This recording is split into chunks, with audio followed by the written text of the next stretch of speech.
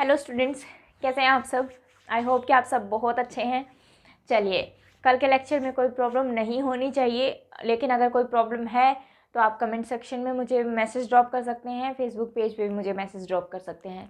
तो हमारा टॉपिक चल रहा था intention of a speaker. Okay, intention of a speaker, ये हमारा टॉपिक चल रहा था। और बेशक आप यूट्यूब पे इसे सर्च कर सकते हैं, ठीक है। टीचर्स इस टॉपिक के बारे में इवन बताते तक भी नहीं हैं, ठीक है। तो कराने की तो बहुत दूर की बात है। तो बहुत ध्यान से समझिए इसको। ये आपका बिल्कुल, अगर देखें तो हम बिल्कुल बेस भी है, और देखें तो यहाँ से क्वेश्चंस आपके पूछे भी जाते हैं, ठीक है। तो बहुत अच्छे से आपको ये टॉपिक प्रिपेयर करना है, और हर एग्ज़ाम के लिए, कि कोई भी एग्ज़ाम हो, आप ये नहीं सोचें कि मैं ये टॉपिक एफकेट के लिए तैयार करूं या ना करूं, ये सीडीएस के लिए तैयार करूं या ना करूं, या सीजीएल के लिए तैयार करूं या ना करूं, या यूपीएससी का अगर एग्ज़ाम दे रहे हैं तो तैयार करें या ना करें। आपको हर एग्ज़ाम के लिए हर एक टॉपिक जो है वो कंप्लीट करना चाहिए और कवर करना चाहिए, ठीक है। बाद में हम ये देख सकते हैं कि वेटेज किसको ज़्यादा मिल रही है, किस टॉपिक में से क्वेश्चंस ज़्यादा पूछे जा रहे हैं, ये आप बिल्कुल देख सकते हैं। लेकिन वो भी आप तब कब देख पाएंगे, जब आपने सारा सिलेबस कंप्लीट किया होगा। अब आप क्या सोचते हैं कि मान लो मैं एचएसएससी का एग्जाम्पल आपको देती हूँ, तो आपको बहुत सारी वीडियोस ऐसे मिल जाती हैं कि सिर्फ ये 6 टॉपिक कर लीजिए, सिर्फ ये 4 टॉपिक कर लीजिए, सिर्फ ये 3 टॉपिक कर लीजिए, आपका एग्ज़ाम जो है वो क्लियर हो जाएगा। और पता नहीं क्या क्या भरा हुआ है यूट्यूब के ऊपर, मुझे समझ नहीं आता। अरे सिर्फ आप वही 3 टॉपिक करके अगर एग्ज़ाम निकल जाता, तो फिर स्टूडेंट्स का एग्ज़ाम निकलता क्यों नहीं है, ठीक है। क्यों नहीं क्लियर कर पाते वो? तो वो इसलिए क्लियर नहीं कर पाते कि आपने सिर्फ वो उनके कहने पे 3 टॉपिक तो पढ़ लिए, सिर्फ उनके कहने पे वो 2 टॉपिक तो पढ़ लिए। पहली बात तो वो 2 टॉपिक भी आपको वो पूरे नहीं कराते, क्योंकि आपको रूल्स रटवा दिए जाते हैं।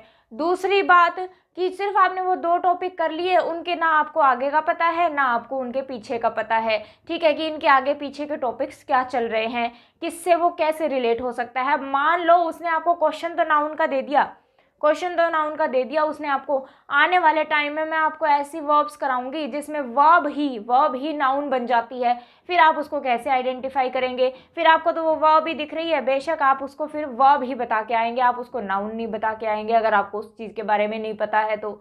यहाँ पे फिर आप मार खाएंगे अगर आप सारा सिलेबस कंप्लीट नहीं करते हैं तो सबसे पहली बात तो यही है स्टूडेंट्स, मेरी यहाँ पे बोलने का जो मैं आपको ये जो टाइम ले रही हूँ मैं आपका टॉपिक कराने की जगह पे, वो इसीलिए ले रही हूँ कि आप ये चीज़ समझें कि आपको अपना सिलेबस पूरा कंप्लीट करके रखना है। चाहे आप लो लेवल का एग्ज़ाम दें, चाहे आप हाई लेवल का एग्ज़ाम दें, उससे वो चीज़ कोई मैटर नहीं करती। टीचर्स क्लास में बोल देते हैं कि सिर्फ इतना ही आएगा इस टॉपिक में से सिर्फ इतना ही पूछा जाएगा। आप कैसे कह सकते हैं कि इस टॉपिक में से इतना ही पूछा जाएगा? एग्जामिनर क्या पता, चलो अब तक उतना ही पूछा गया हो, मान लेते हैं, लेकिन आने वाले एग्जाम में अगर उसने वो चीज़ें छोड़ के नहीं पूछ ली, फिर बच्चे कहाँ जाएंगे, ठीक है। तो एटलीस्ट अपना सिलेबस कंप्लीट रखिए, बेसिक से एडवांस तक कंप्लीट रखिए, क्योंकि कंपटीशन इतना ज़्यादा है, आपको नहीं पता लगेगा। आपने प्रीवियस ईयर्स रट लिए, उसमें से सिर्फ आपका 60-70% क्वेश्चन आने हैं वहाँ से, ठीक है। आपने प्रीवियस ईयर्स देख के कि इसी पैटर्न पे क्वेश्चन आए जा रहे हैं, आने वाले टाइम में नेक्स्ट एग्जाम में ही आपको उसमें से क्वेश्चन नहीं मिला एक भी, फिर आप क्या करेंगे, ठीक है। तो अपने आप को इस तरीके से प्रिपेयर रखिए कि आप कहीं भी मार ना खाएं, चाहे आपका पूरे टॉपिक में से कहीं से भी क्वेश्चन आ जाए, आप उसको छोड़ के नहीं आएंगे, या आप एग्जाम में बैठ के ये नहीं सोचेंगे कि ये क्वेश्चन मुझे नहीं आता है। क्लियर है? तो ये जो बच्चों को बेवकूफ़ बनाते हैं ना कि इस टॉपिक में से इतना ही आएगा, इस पे तो मुझे सबसे ही ज़्यादा गुस्सा आता है, ठीक है, कि इस टॉपिक में बस भाई इतना कर लो, इतना ही आएगा, सिर्फ ये 5 टॉपिक कर लो, आपका एसएससी निकल जाएगा, ठीक है, सिर्फ 5 टॉपिक कर लो, आपका एचएसएससी निकल जाएगा। कैसे निकल जाएगा मुझे समझ नहीं आता, ठीक है। ओके, तो आप कभी भी आप एग्जाम उठा के देखिए, आपको ये लगता होगा कि ये चीज़ तो मैंने पढ़ी ही नहीं, क्यों? क्योंकि हर बार वो आपसे नया क्वेश्चन पूछ लेता है, और फिर टीचर्स बोलते हैं कि इतना पढ़ लीजिए। पता है वो क्यों बोलते हैं? वो इसलिए बोलते हैं क्योंकि उनको आता ही इतना है, ठीक है, क्योंकि उनको आता ही इतना है, उससे ज़्यादा उन्हें भी नहीं पता, तो वो बताएंगे कहाँ से, ठीक है। तो अपना सिलेबस जो है वो बिल्कुल कंप्लीट करके रखिए। और मैं आपको फ्री ऑफ कॉस्ट यूट्यूब पे मैं आपको कंप्लीट पूरा सिलेबस कराने वाली हूँ।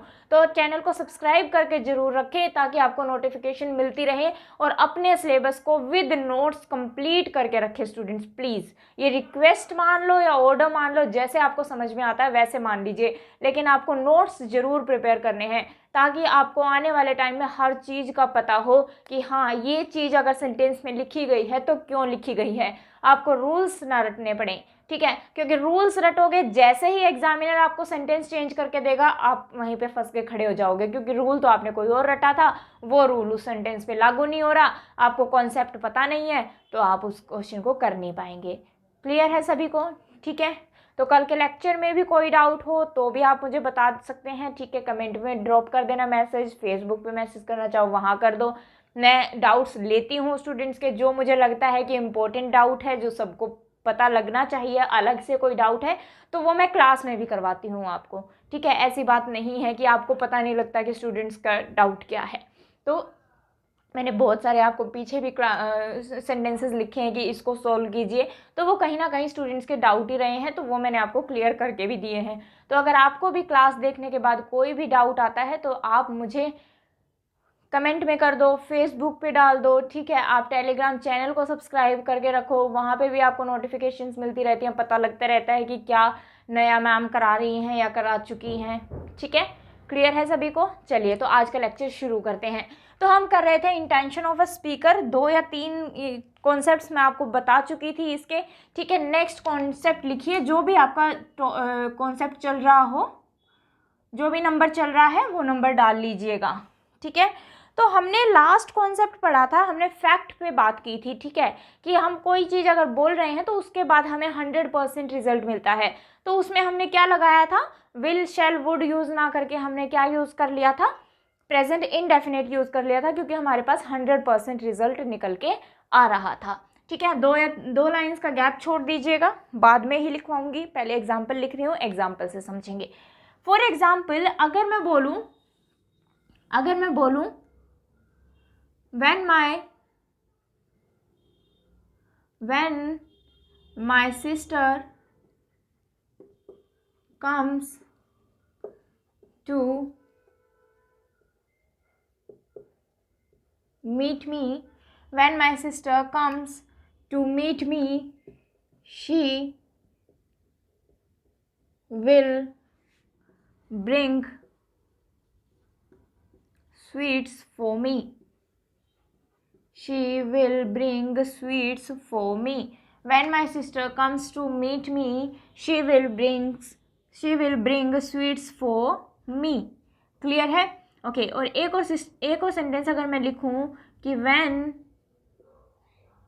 my sister, इसी को मैं दोबारा लिख रही हूँ कंप्लीट सेंटेंस को, सिर्फ आपको थोड़ा सा डिफरेंस समझना है, इसलिए इसी सेंटेंस को एक बार और लिख लीजिए तो आपको डिफरेंस समझ में आएगा कि मैं कहना क्या चाह रही हूँ, ठीक है। और दोनों ही सेंटेंस में आपको नोट करना है जो चीज़ मैं आपको बताने वाली हूँ। तो एक ही सेंटेंस को 2 बार लिख लीजिए, When my sister comes to meet me, she will bring sweets for me. अब मैंने आपको 2 बार सेंटेंस लिखा है, क्लियर है? ओके, तो जब हमने क्या बोला कि जब मेरी सिस्टर मुझसे मिलने आएगी, ये चीज़ मैं आपको कल बता चुकी हूँ, टाइम कंजंक्शन के अंदर टाइम शो कर रहा है, और टाइम शो कर रहा है तो हमारा जो देखो पहले से फ्यूचर हमें लिख के दे रहा है वो, और फ्यूचर लिख के दे रहा है तो टाइम में भी वो फ्यूचर अपने आप शो करेगा।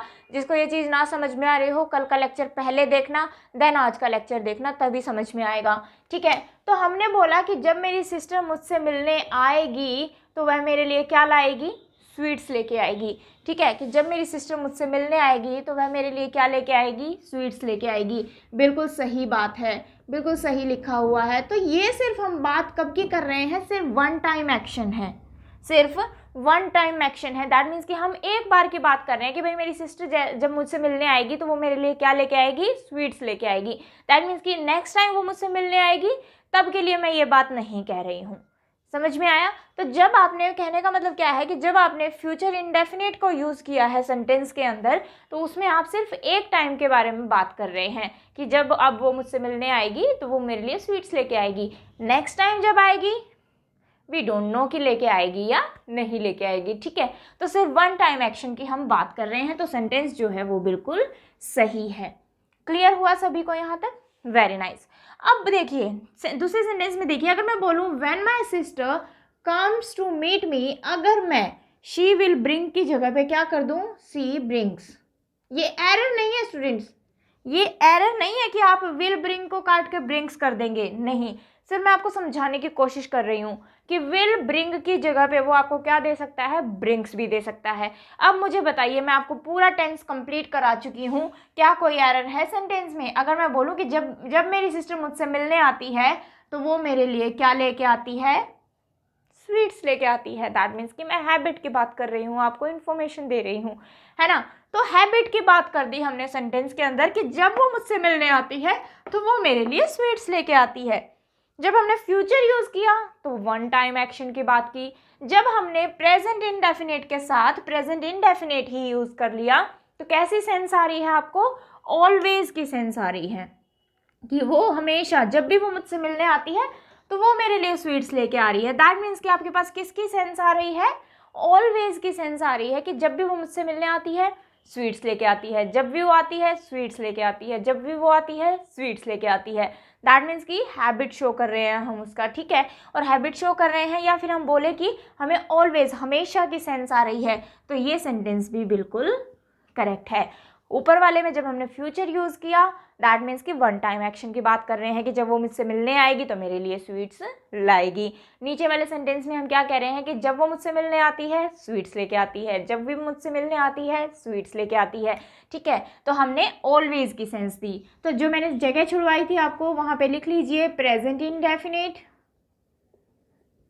प्रेजेंट इंडेफिनिट, एक पोर्शन में प्रेजेंट इंडेफिनिट यूज़ हो रहा है, दूसरे में भी प्रेजेंट इंडेफिनिट यूज़ हो सकता है, ठीक है? तो ये चीज़ आपके पास कब कब आ सकती है? एक कॉन्सेप्ट मैंने आपको कल कराया था जब हम किसकी बात करते हैं, फैक्ट की बात करते हैं। दैट मीन्स कि 100% रिजल्ट आ जाता है हमारे पास तो वो फैक्ट बन जाता है। तो उस केस में भी हमने यही किया था कि दोनों ही सेंटेंसेस के पार्ट में हमने प्रेजेंट इंडेफिनिट यूज़ किया था।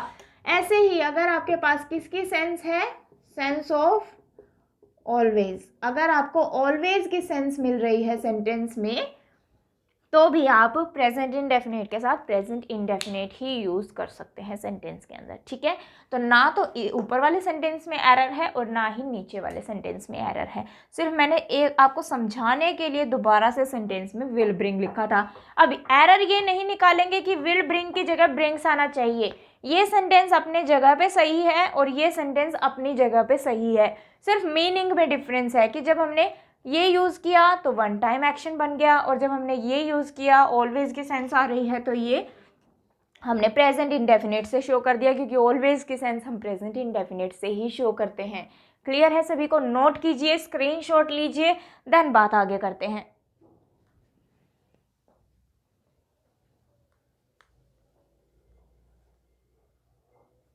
क्लियर है सभी को यहाँ तक?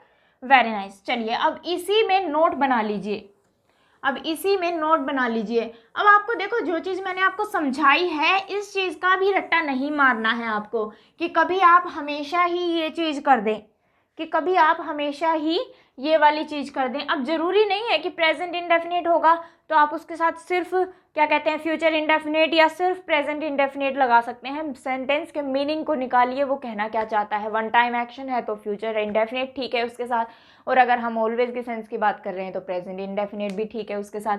लेकिन अगर मैं बोलूँ कि he will stay at home, he will stay at home but I will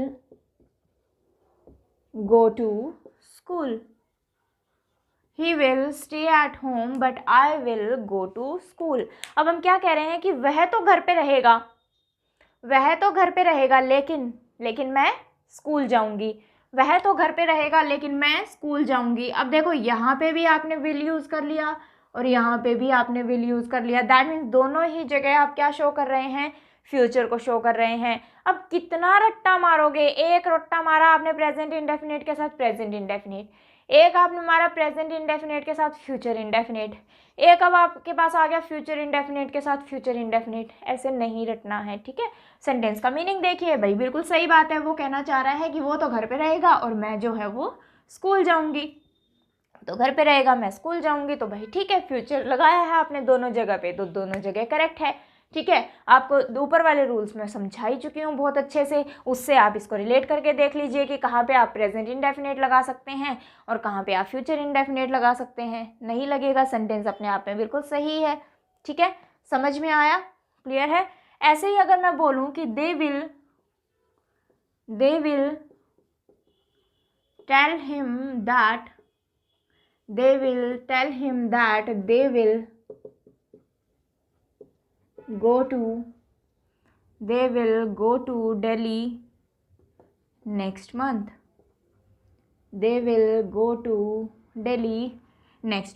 तो अब कह रहे हैं कि वो उन्हें बताएंगे, दे विल टेल हिम, ठीक है, कि वो उन्हें बताएंगे कि they will go to Delhi next month, कि वह अगले महीने कहाँ जाएंगे, दिल्ली जाएंगे। सेंटेंस अपने आप में बिल्कुल सही है, क्योंकि यहाँ पे फ्यूचर इंडेफिनिट लगाया है, यहाँ पे भी फ्यूचर इंडेफिनिट लगाया है कि दोनों ही काम फ्यूचर में होने हैं, कि वो उन्हें बताएंगे कि वो मुंबई जाएंगे।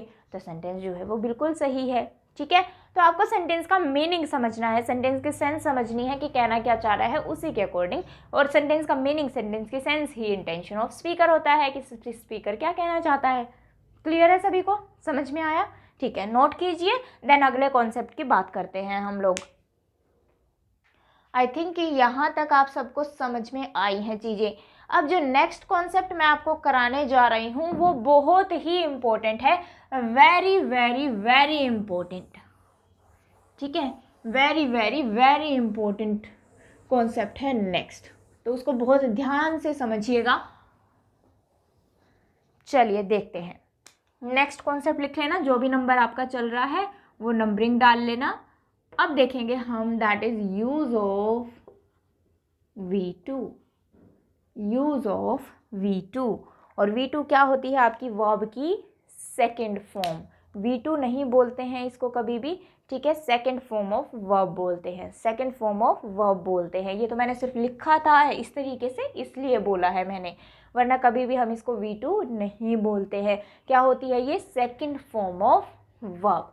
और सेकेंड फॉर्म ऑफ वर्ब से चलिए अब इसको किस तरीके से हम यूज़ करेंगे वो देखते हैं, किस तरीके से हम इसको यूज़ करेंगे वो देखते हैं। एग्जाम्पल से समझेंगे, आपकी 2-3 लाइन्स आप छोड़ देना जहाँ पे आप लिखोगे, ठीक है। तो एग्जाम्पल से देखते हैं।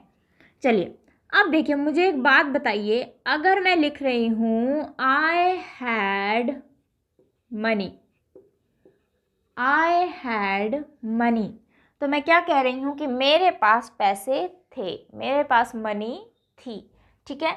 तो यहाँ पे जो हैड है वो किसका काम कर रही है, वर्ब की सेकंड फॉर्म का काम कर रही है, वर्ब की सेकंड फॉर्म का काम कर रही है। इट मीन्स मेन वर्ब है यहाँ पे।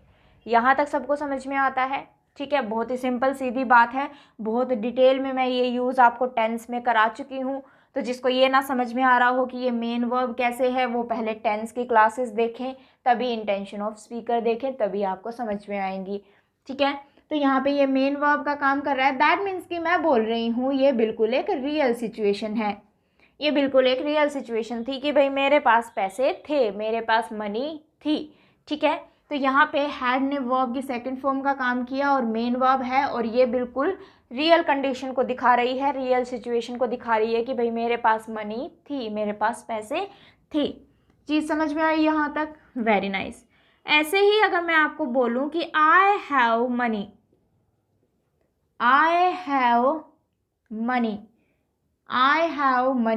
तो यहाँ पे जो हैव है ये भी किसका काम कर रही है, मेन वर्ब का। किसका काम कर रही है, मेन वर्ब का। ओके, जब ये वर्ब की सेकंड फॉर्म और मेन वर्ब का काम कर रही थी तो टेंस कौन सा लगाया आपने, पास्ट इंडेफिनिट। कौन सा टेंस लग गया, पास्ट इंडेफिनिट, क्योंकि आप सिर्फ इन्फॉर्मेशन दे रहे हैं कि भाई मेरे पास मनी थी। तो टेंस कौन सा बन गया, और वर्ब की सेकंड फॉर्म मेन वर्ब हम पास्ट इंडेफिनिट में ही यूज़ करते हैं, बिल्कुल सही बात है। अब मैंने लिखा आई हैव मनी, मेरे पास पैसे हैं, मेरे पास मनी है। ये भी कैसी सिचुएशन है, रियल सिचुएशन है, ठीक है, रियल सिचुएशन है, ओके। और रियल सिचुएशन है, मेन वर्ब की तरह हैव यूज़ हो रहा है, तो टेंस कौन सा हो गया, प्रेजेंट इनडेफिनिट हो गया, कि मैं आपको इन्फॉर्मेशन दे रही हूँ कि मेरे पास पैसे हैं, और मेन वर्ब की तरह प्रेजेंट इनडेफिनिट में ही यूज़ हो सकता है हैव। क्लियर है सभी को, यहाँ तक कोई डाउट? Very nice. चलिए अब देखिए थर्ड सेंटेंस में मैं कहना चाह रही हूँ कि काश मेरे पास पैसे हों, काश मेरे पास पैसे हों। अब समझने की कोशिश करना, मैंने बोला कि काश मेरे पास पैसे हों, इसका मतलब मेरे पास पैसे नहीं है। मैं क्या कर रही हूँ, इमेजिन कर रही हूँ कि काश मेरे पास पैसे हों। मैंने क्या किया, कल्पना की, इमेजिन किया कि काश मेरे पास पैसे हों। अब मुझे ये बताइए कि जब मैं इमेजिन कर रही हूँ तो कब इमेजिन कर रही हूँ, प्रेजेंट में ही इमेजिन कर रही हूँ ना, कि काश मेरे पास पैसे हों। दैट मीन्स कि अभी मेरे पास पैसे हों, काश मेरे पास पैसे हों।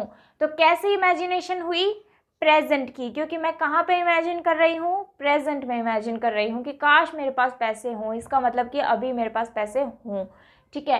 तो कैसी इमेजिनेशन हो गई, प्रेजेंट की इमेजिनेशन हो गई। अब देखिए अगर मैं आपको लिखूं कि I wish I have money, ध्यान से देखना, यही इंपॉर्टेंट है स्टूडेंट्स, यही सेंटेंस इंपॉर्टेंट है, क्योंकि ये दो चीज़ें तो मैं आपको पहले भी करा चुकी हूँ टेंस में। जो नई चीज़ सीखनी है आपको वो यही सीखनी है। अब मैंने लिखा I wish I have money. अब ये कैसी इमेजिनेशन हो गई, प्रेजेंट की इमेजिनेशन हो गई, जो कि मैंने अभी आपको समझाया कि मैं प्रेजेंट में ही इमेजिन कर रही हूँ। कि इसका मीनिंग जरूर लिख लेना, काश मेरे पास पैसे हों। मैं ये नहीं कह रही कि होते, पास्ट की बात नहीं कर रही, प्रेजेंट के इमेजिनेशन की बात कर रही हूँ कि काश मेरे पास पैसे हो, काश मेरे पास मनी हो। अब देखो हम कह रहे हैं कि जब हम प्रेजेंट की इमेजिनेशन शो कर रहे हैं तो ठीक है, हाउ बोल दिया हमने, प्रेजेंट की ही तो इमेजिनेशन है। लेकिन मुझे ये बताइए, जब आप हैव यूज करेंगे तो ये क्या शो कर रहा है आपको, रियल चीज, रियल सिचुएशन शो कर रहा है, रियल सिचुएशन शो कर रहा है ना, कि मेरे पास पैसे हैं। लेकिन इस सेंटेंस में बताइए, क्या मेरे पास पैसे हैं, नहीं, मैं तो विश कर रही हूँ, मैं तो इमेजिन कर रही हूँ कि काश मेरे पास पैसे हों। तो इसका मतलब यहाँ पे हैव तो आ नहीं सकता, इसका मतलब यहाँ पे हैव तो आ नहीं सकता, हैव तो बिल्कुल गलत है, ठीक है। तो अब हम यहाँ पे क्या लगाएंगे, ऊपर वाला नोट किया आप सबने, रब कर दूँ, यहाँ तक सिचुएशन सबको समझ में आई, ग्रेट। चलिए मैं सिर्फ एक ही सेंटेंस ये वाला रब कर रही हूँ। देखिए अब डिफरेंस बताने जा रही हूँ मैं आपको कि दोनों में डिफरेंस क्या है, ऊपर वाले सेंटेंस में और जो अब लिखा है।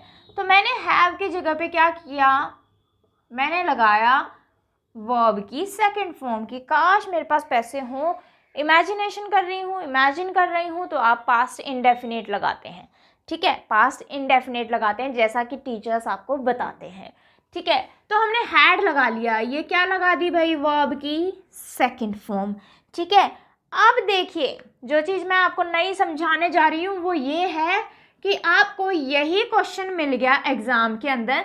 पहली चीज़, अगर एरर करेक्शन में आया तो आपको पता लग गया कि भाई यहाँ पे वर्ब की सेकंड फॉर्म आनी चाहिए, तो हमने हैव को काट के क्या कर दिया, हैड कर दिया, क्योंकि मैं प्रेजेंट की इमेजिनेशन को शो करना चाहती हूँ, बिल्कुल सही बात है। लेकिन अगर मैं बात करूँ आपको HSSC के एग्ज़ाम की, ठीक है, या फिर अगर मैं बात करूँ आजकल आपके CGL में भी क्वेश्चन आते हैं, हायर लेवल पे भी आपके पास क्वेश्चन आते हैं, कि वो क्या करेगा, सेंटेंस उसने बिल्कुल सही लिखा है, I wish I had money, उसने क्या किया, हैड को जो है वो अंडरलाइन करके दे दिया, आपको अंडरलाइन करके दे दिया कि मुझे इस हैड के बारे में बता दीजिए कि ये हैड जो है वो सेंटेंस में क्या है, ठीक है। तो उसने आपको लिख के दिया फर्स्ट फॉर्म ऑफ वर्ब, ठीक है। दूसरा आपको उसने लिख के दिया पास्ट इंडेफिनिट, पास्ट इंडेफिनिट, ठीक है। थर्ड उसने आपको लिख के दिया मूड वर्ब्स, कि मूड वर्ब है, ठीक है, मूड वर्ब है। अब जितना हमें सिखाया जाता है या जितना हमने बुक से पढ़ा है या जितना हमें पता है उसके अकॉर्डिंग हम जल्दी से टिक करके आएंगे कि भाई वर्ब की सेकंड फॉर्म दिख रही है, ये तो क्या बन गई, पास्ट इंडेफिनिट बन गया, है ना, वर्ब की सेकंड फॉर्म दिखते ही हम जल्दी से टिक करके आएंगे कि ये तो क्या है, पास्ट इंडेफिनिट है। चलो भाई हमारा 1 नंबर तो पक्का हो गया। इतना इजी क्वेश्चन हमें एग्जाम में मिल गया, इतना इजी था, ये तो सबको ही पता होगा कि क्या रद्दी सा पेपर बनाया है, ठीक है। लेकिन ये पेपर रद्दी नहीं है बेटा, आपने पढ़ रद्दी रखा है, ठीक है। तो ये कट गया आपका, पास्ट इंडेफिनिट नहीं बोलोगे आप इसको। उसने आपको एक ऑप्शन और क्या दिया है, मूड वर्ब। तो ये जो है हैड जो है यहाँ पे, ये क्या है, वर्ब की सेकंड फॉर्म तो आपने लगाई है, बिल्कुल सही बात है, लेकिन ये काम किसका कर रही है, मूड वर्ब का। किसमें, जब आप बात करेंगे इमेजिनेशन की, जब आप बात किसकी करेंगे, इमेजिनेशन की। और प्रेजेंट इमेजिनेशन की अगर हम बात कर रहे हैं तो ये पास्ट इंडेफिनिट नहीं बोला जाएगा, ये टेंस नहीं बोला जाएगा। लिख लीजिएगा, ये बहुत इंपॉर्टेंट पॉइंट है, इसको आप टेंस नहीं बोलेंगे। और यही एक लेवल आपको अप करता है। मैं ऐसे ही नहीं लिखती हूँ कि लेट्स लेवल अप, अपना लेवल अप कीजिए, नो, ऐसे ही नहीं लिखा है मैंने, चीज़ें भी आपको प्रोवाइड करूँगी मैं, ठीक है। तो जिसने चैनल सब्सक्राइब ना किया हो सबसे पहले सब्सक्राइब कर लीजिए, क्योंकि आपको नोटिफिकेशन टाइम टू टाइम मिलने चाहिए ताकि आप नई चीज़ें सीख पाएँ, ओके। तो मैंने बोला कि जब हम बात करेंगे इमेजिनेशन की, फिलहाल हम प्रेजेंट इमेजिनेशन की बात कर रहे हैं, तो ये जो हैड हमने लगाया, वर्ब की सेकंड फॉर्म हमने लगाई, हम इसको टेंस नहीं बोलेंगे। इसका मतलब ये पास्ट इंडेफिनिट नहीं बोला जाएगा सेंटेंस के अंदर, इसको हम क्या बोलेंगे, मूड वर्ब बोलेंगे। और मूड वर्ब क्या होती है, ठीक है, या मूड वर्ब कौन कौन सी होती हैं, या मूड वर्ब हम किस किस को बोल सकते हैं, ये सब जानेंगे हम आने वाले टाइम में जब मैं आपको मूड वर्ब्स कराऊंगी। क्लियर है। तो अभी सिर्फ इतना जान लीजिए कि मैंने बोला कि काश मेरे पास पैसे हों, दैट मीन्स मेरे मूड को वो शो कर रहा है। अभी सिर्फ इतना जान लीजिए कि वो मेरे मूड को शो कर रहा है कि मैं चाहती हूँ कि मेरे पास पैसे हो। तो इसलिए हमने इसको टेंस ना बोल के, पास्ट इंडेफिनिट ना बोल के, काट लेना इसको, पास्ट इंडेफिनिट ना बोल के हम इमेजिनेशन के सेंटेंस में इसको क्या बोलेंगे, मूड वर्ब बोलेंगे। इसको क्या बोलेंगे, मूड वर्ब बोलेंगे। समझ में आया, क्लियर है सभी को? कोई डाउट हो तो बताइए भाई। यहां तक समझ में आया, नोट कर लीजिए इसको, ये इंपॉर्टेंट पॉइंट था। क्लियर है, ओके। ऐसे ही इतना लिख लिया, तो इसमें लिख लीजिए कि ये आपका टेंस की तरह भी यूज हो सकता है, पास्ट इंडेफिनिट। लेकिन आप टेंस इसको कब बोलेंगे, वर्ब की सेकंड फॉर्म को, वर्ब की सेकंड फॉर्म को आप टेंस या पास्ट इंडेफिनिट कब बोलेंगे, जब ये आपको कैसी सिचुएशन शो कर रहा होगा, रियल सिचुएशन शो कर रहा होगा। लेकिन इसी वर्ब की सेकंड फॉर्म को आप मूड वर्ब कब बोलेंगे, जब ये आपको क्या शो कर रहा होगा, इमेजिनेशन। जब ये आपको क्या शो करेगी, इमेजिनेशन अगर शो करेगी आपको, तो ये बोली जाएगी मूड वर्ब, ना कि टेंस। तो सेकंड फॉर्म ऑफ वर्ब का आप 2 तरीके से यूज कर सकते हैं, एक पास्ट इंडेफिनिट टेंस की तरह और एक मूड वर्ब की तरह। तो मूड वर्ब रहती तो यही है वर्ब की सेकंड फॉर्म, लेकिन नाम चेंज हो जाता है, किस केस में, इमेजिनेशन के केस में, कल्पना के केस में। क्लियर है सभी को, यहां तक समझ में आया? नोट कीजिए, देन बात आगे करते हैं।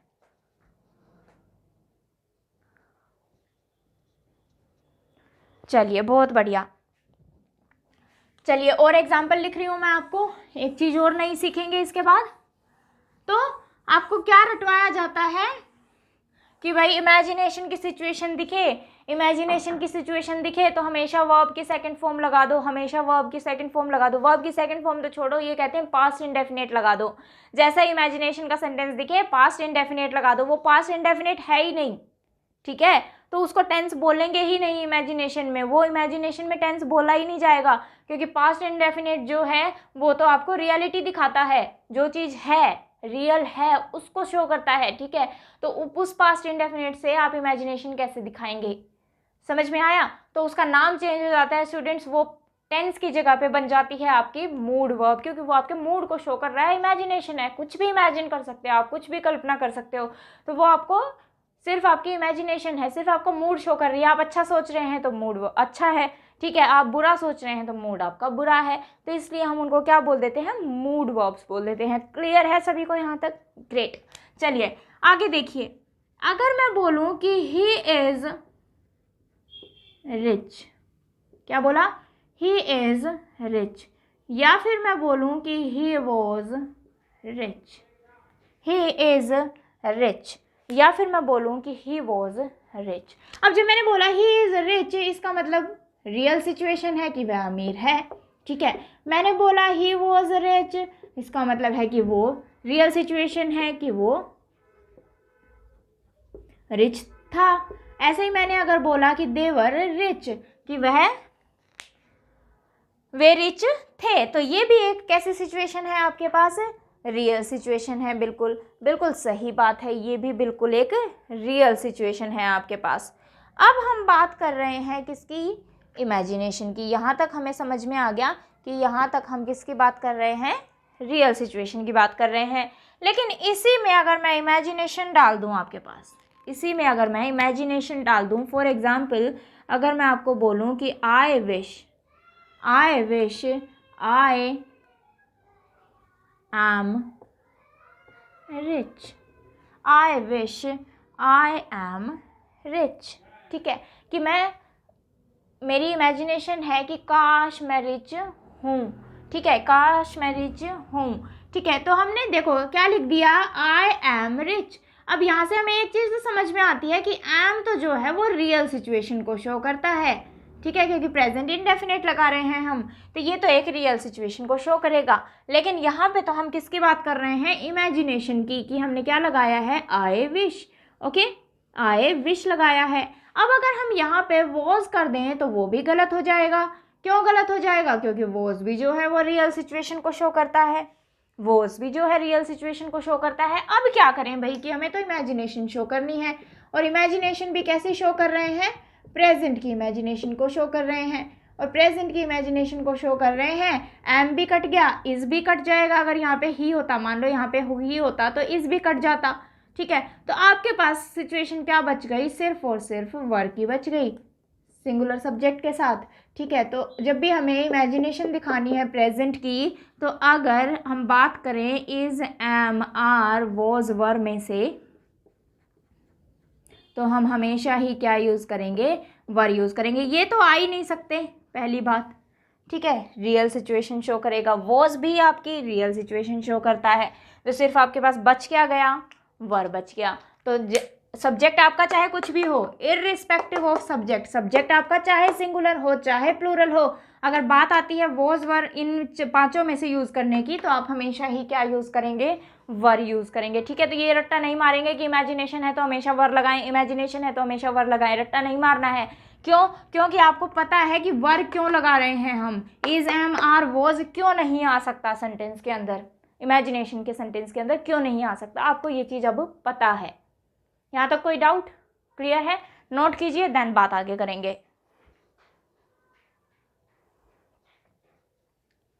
तो आई थिंक कि आपको चीज़ें क्लियर हैं, ठीक है। मैं सोच रही थी कि आज आपका ये इंटेंशन ऑफ स्पीकर कंप्लीट हो जाए, लेकिन नहीं हो पाएगा, तो इस पे हम एक लेक्चर और लगाएंगे। कोई दिक्कत नहीं है कि एक दिन में हमें सिलेबस कंप्लीट करना है, एक दिन में हमें टॉपिक कंप्लीट करना है, नहीं हो पाया तो कोई बात नहीं, अगले लेक्चर में कर लेंगे। लेकिन चीज़ें समझ में आनी चाहिए, चीज़ें आपको क्लियर होने चाहिए, कॉन्सेप्ट आपका क्लियर होना चाहिए। क्लियर है? तो बाकी की बात हम कल के लेक्चर में करेंगे, ठीक है। जैसे ही आपका ये टॉपिक कंप्लीट हो जाता है, उसके बाद टेंस प्लस में इंटेंशन की हम प्रैक्टिस करेंगे। सबसे पहले अगला टॉपिक नहीं कराऊंगी आपको मैं जब तक इनकी प्रैक्टिस ना कर लेंगे। तो ये टॉपिक कंप्लीट होते ही हम दोनों मिक्स प्रैक्टिस करेंगे, देन आगे अगले टॉपिक पे चलेंगे। क्लियर है सभी को? तो जिसने चैनल सब्सक्राइब ना किया हो, चैनल सब्सक्राइब कर लें। आप मुझे फेसबुक पेज पे भी फॉलो कर सकते हैं, वो भी मेरा इंग्लिश बाय मिलन सिंह के ही नाम से है, ठीक है। आप टेलीग्राम चैनल भी सब्सक्राइब कर लें, उसका भी डिस्क्रिप्शन में आपको नीचे लिंक मिल जाता है, ठीक है। और जो टेंस मैं आपको कंप्लीट करा चुकी हूँ वो ज़रूर पढ़ लें, अदरवाइज इसमें से आधी चीज़ें आपको समझ में आएंगी और आधी चीज़ें नहीं समझ में आएंगी, ठीक है। क्लियर है सभी को? ठीक है, तो ये चीज़ें आपको ज़रूर करके रखनी है। और अगर लेक्चर पसंद आ रहा है तो लाइक कीजिए, और नहीं आ रहा है तो डिसलाइक कर दीजिए, लेकिन देखें ज़रूर, सीखें ज़रूर। बेशक डिसलाइक कर दीजिए, लेकिन सीखें ज़रूर चीज़ों को। क्लियर है सभी को? ठीक है। और कमेंट में मुझे कमेंट करके ज़रूर बताइएगा, कमेंट सेक्शन में, कि आपको जो है लेक्चर वो कैसा लगा, ठीक है। बाकी की बातें हम कल करेंगे, ओके। तो स्टूडेंट्स पढ़ते रहिए और बस पढ़ते ही रहिए, ठीक है। ओके, चलिए बाय।